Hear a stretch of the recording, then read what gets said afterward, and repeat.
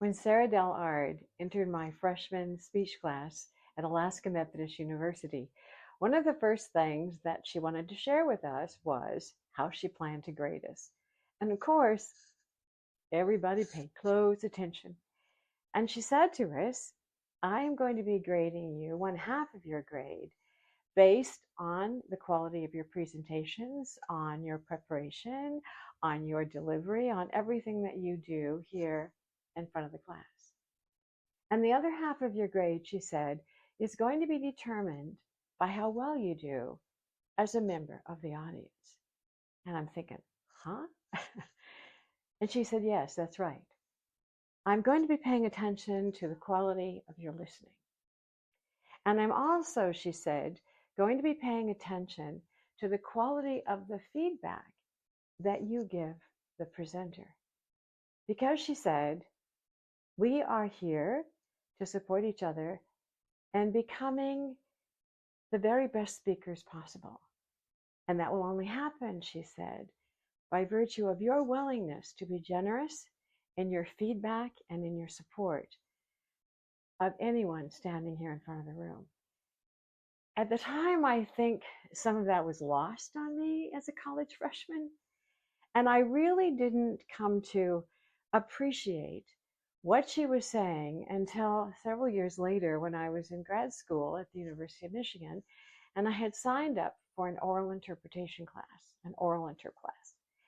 And we happened to have 5 members of the university thespians in my class, and they were truly incredible. Gifted orators, gifted interpreters, and we were all just in awe of them every time they stood up. But here's what happened.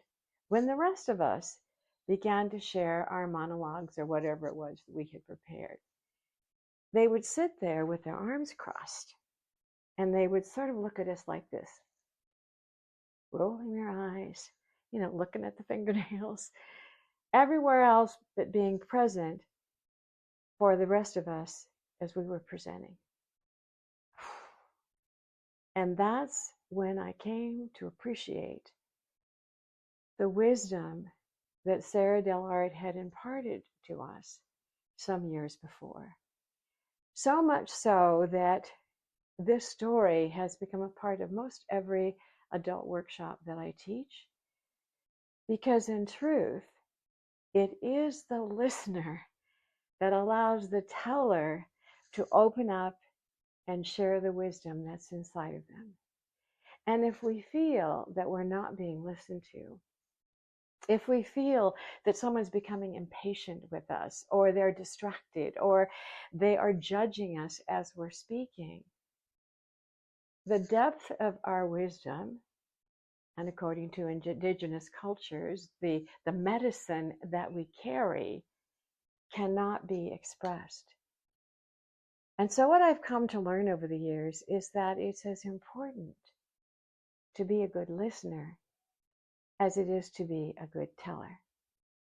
And that if we but bring ourselves to the present moment and open ourselves to what it is that someone has to share with us, we will find within that sharing bits of wisdom that are relevant to our own lives. And in addition to that, we will also begin to discover our universal connections. But it only happens when we quiet ourselves, when we bring ourselves present, and when we truly listen, not just from our heads, but from our hearts.